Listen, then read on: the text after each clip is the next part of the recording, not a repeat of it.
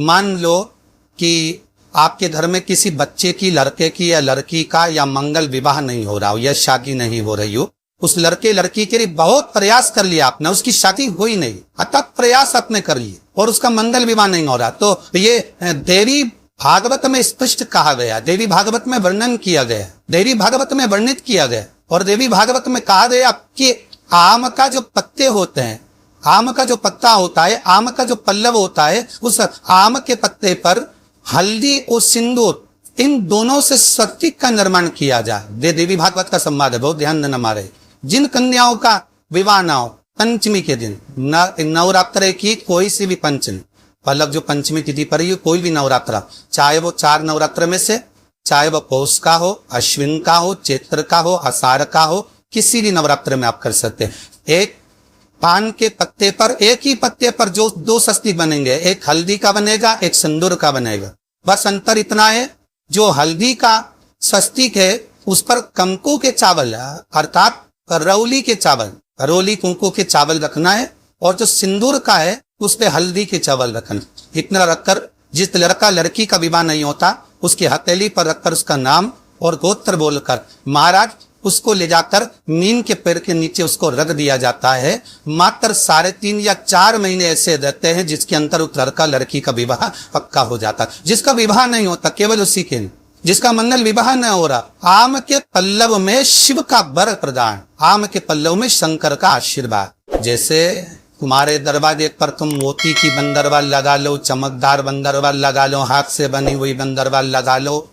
और जब तक तुम आम के पत्ते की बंदरवाल नहीं लगाते तब तक घर में लक्ष्मी का प्रवेश नहीं होता। आम के पत्ते की बंदर, कहा गुरु जी आम के पत्ते की क्यों? वो शास्त्र कहता है, शिव महापुराण में उमाखंड द्वारा है, कामदेव आम के पल्लव में चुभकर बाण मार रहे थे। क्या छुपे थे? आम के पल्लव, आम के पत्तों में छुपकर कामदेव बाण चला। भगवान शंकर का जब तीसरा नेत्र खुला, कामदेव आम के वृक्ष पर भस्म हो गए, आम का वृक्ष जलने लगा, आम के पत्तों में अग्नि प्रकट हुई है। वरुण देव आए और वरुण देव ने आकर हाथ जोड़कर निवेदन करा, बाबा बाबा। बोले नाती, बोले क्या बाकी वरुण? वरुण जी कहते हैं इस आम के वृक्ष ने तो कुछ नहीं बिगाड़ा, तो ये क्यों जल, कृपा करिए, दया करिए। शंकर भगवान ने वर प्रदान कर दिया, तूने मेरी दृष्टि का तेज ग्रहण करा है, मैं तुझे वर देता हूं। जिसके दरवाजे पर आम के पल्लव की बंदरवाल बनती है उसके घर में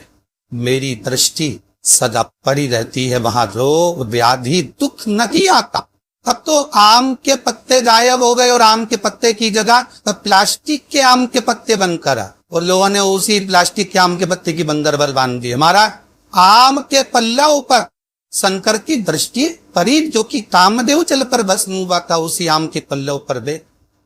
और निवेदन करूंगा इस पावन प्रागण्य से, नवरात्रि के पवित्र अवसर पर जितने बेटे बेटियां कंपटीशन एग्जाम में बैठ रहे हैं, जितने बच्चे कंपटीशन एग्जाम की तैयारी कर रहे हैं, हमने पहले की कथा में कहा उन बच्चों के लिए कि भरपूर मेहनत, जितनी मेहनत तुमने आज करी है इससे 4 गुनी ज्यादा मेहनत तुम कर। जितनी पढ़ाई आज कर रहे हो उससे ज्यादा पढ़ाई और करिए, भरपूर मेहनत करिए,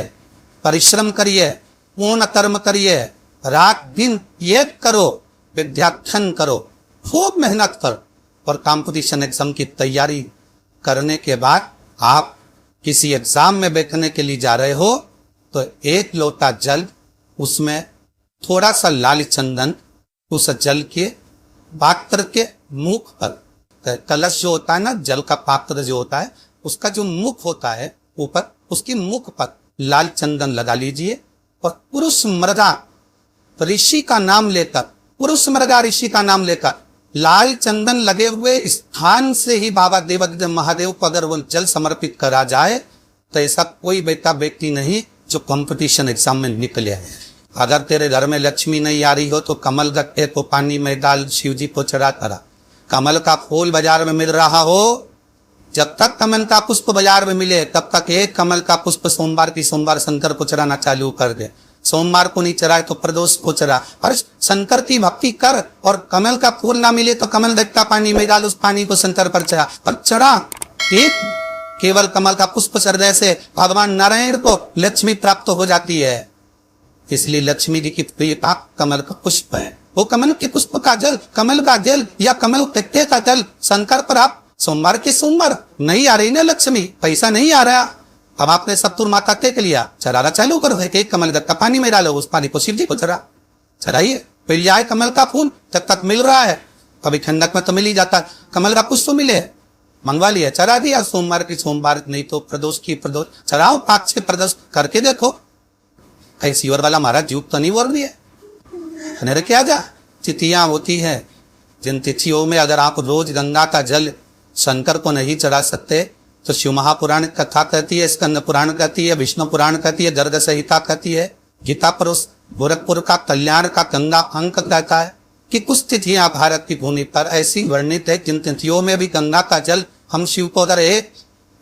बूंद भी समर्पित कर रहे हैं, गंगा का जल मात्र एक आधी चम्मच भी आचमन जितना भी अगर हम शिव को समर्पित कर रहे हैं तो उसका सुख आनंदित है। जैसे पंचमी तिथि, नवमी तिथि, दशमी तिथि, एकादशी, प्रदोष, पूर्णिमा, अमावस्या, ये तिथियां हमारे यहाँ जो दी गई हैं, इन तिथियों में अगर हम गंगा का मात्र थोड़ा सा जल भी अगर जल के पात्र में डालकर गंगा जी का जल थोड़ा सा भी शिव के पास लेकर जा रहे हैं तो ये एक भाव अपने भीतर होना चाहिए कि आप केवल गंगा का जल साधारण शिव मंदिर में समर्पित नहीं कर रहे हो, आप गंगा का जल भले अपने घर से लेकर जा रहे हो, थोड़ा सा भी जल ले जाकर अगर शिव को समर्पित कर रहे हो तो तुम्हारे भीतर ये भाव होना चाहिए कि मैं गंगोत्री से जल भरकर सीधा रामेश्वर में ले जाकर गंगा के जल को समर्पित कर रही हूँ, आप शिव को समर्पित कर रही है। आपके भीतर भाव उत्पन्न होना। शिव महापुराण की कथा कहती है ये 9 दिन तुम माता के दरवाजे जाओ मत जाओ, 9 दिन तुम उपास रखो ना रखो, 9 दिन तुम अन्न त्यागो ना त्यागो। पर शिव महापुराण की कथा कहती है, मां आद्य शक्ति के चरित्र का वर्णन करते हुए कहती है, भगवान शंकर की जो शिव पिंडी है,